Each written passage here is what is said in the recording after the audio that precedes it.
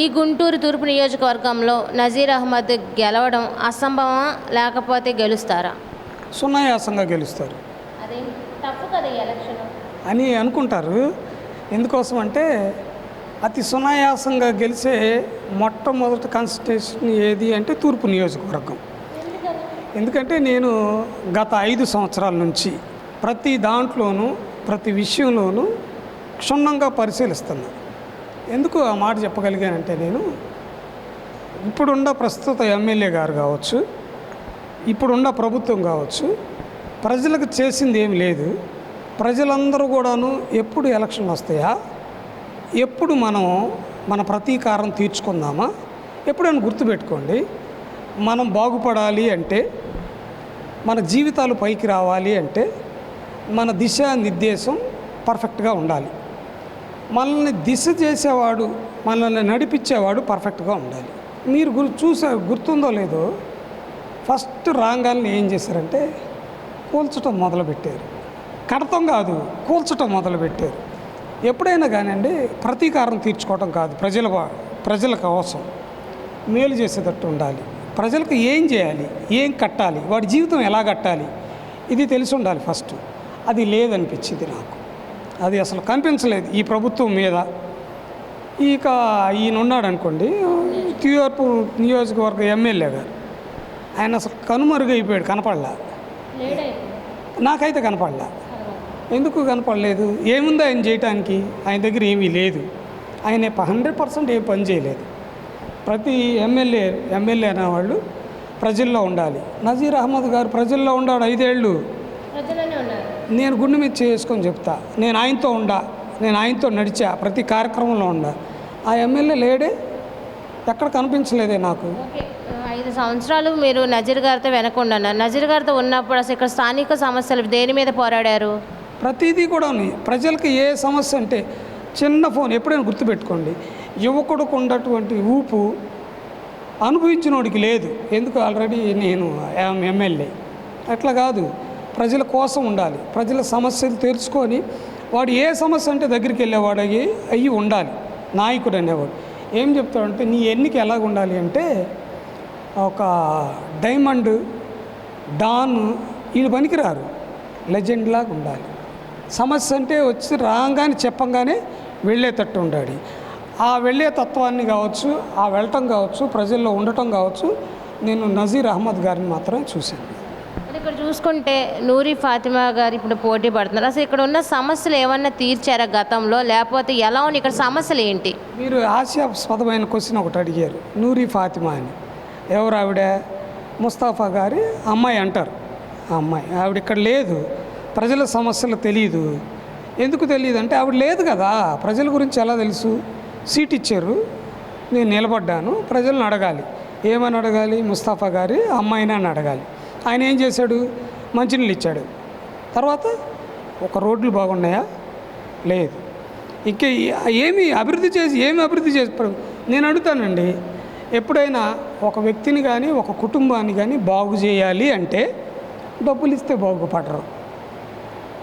ఆర్థికంగా వాడిని స్థిరపరచాలి, ఉద్యోగం ఇవ్వాలి, పని కల్పించాలి. ఎప్పుడైతే నువ్వు పని కల్పిస్తే ఏమైంది? నీ జీవితకాలం ఉంటావు కదా. ఇప్పుడు 10 రూపాయలు ఈరోజు మీరు వచ్చారు మేడం, మీరు నాకు కనపడ్డారు, ఒక 100 రూపాయలు ఇచ్చేసా. రేపు కనపడ్డా 500 ఇచ్చా, ఎల్లుండి కనపడ్డా ఇంకొక 500 ఇచ్చా. అవి డబ్బులు ఇస్తే నువ్వు ఖర్చు పెట్టుకుంటున్నావు.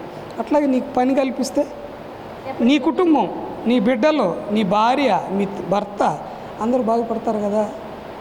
అది చేయకుండా నేను సంక్షేమం ఉండాలి, సోమరిపోత సంక్షేమం కాదు, పని కల్పించాలి. ఎప్పుడైతే నువ్వు పని కల్పించడంలో సక్సెస్ అవుతావో రాష్ట్రం బాగుపడుద్ది, నీ భవిష్యత్తు బాగుంది. ఎప్పుడైనా చూడండి చంద్రబాబు నాయుడు గారి విజన్ ఎలా ఉండిద్దో తెలుసా? రాబో తరాలకి, భావితరంకి ఏం కావాలి? ఉద్యోగం కావాలి. భావితరంకి ఏం కావాలి? భవిష్యత్తు కావాలి. భావితరంకి ఏం కావాలి? చదువు కావాలి. చదువు లేకుండా ఎట్లాగొస్తావు? వాడికి ఏం కల్పించావు? స్కాలర్షిప్ ఏది? లేదు. ఈరోజు విద్యా దీవెన ఏదో 15,000, అది ఒకసారి వచ్చింది, ఒకసారి రాదు. ఇంకోసారి ఏమో అమ్మ అకౌంట్ ఉండిద్ది, ఇంకోసారి ఈడి అకౌంట్ ఉండిద్ది.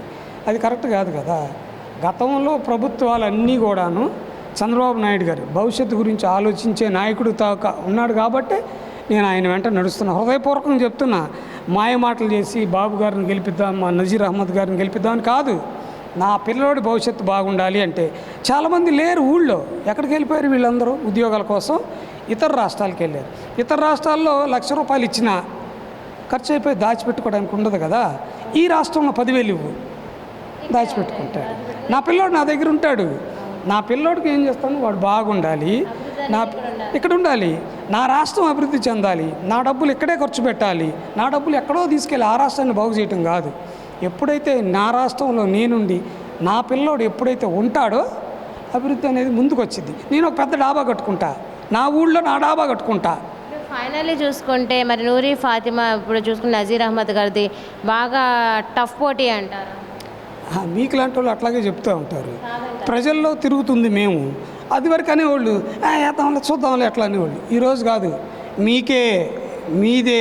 మీరే గెలుస్తారు బాబు గారు అంటున్నారు.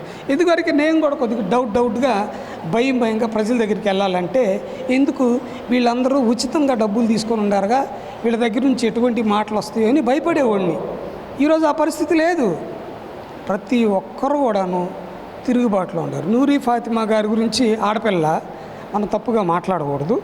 ఎందుకోసం అంటే ఎవరైనా ఆడపిల్లే, మన పిల్ల కాబట్టి నేనేం చెప్తానంటే ఆవిడ జీరో, ఆవిడికి నాలెడ్జ్ లేదు, ప్రజల్లో తిరగలేదు, ప్రజల సమస్యలు తెలియదు.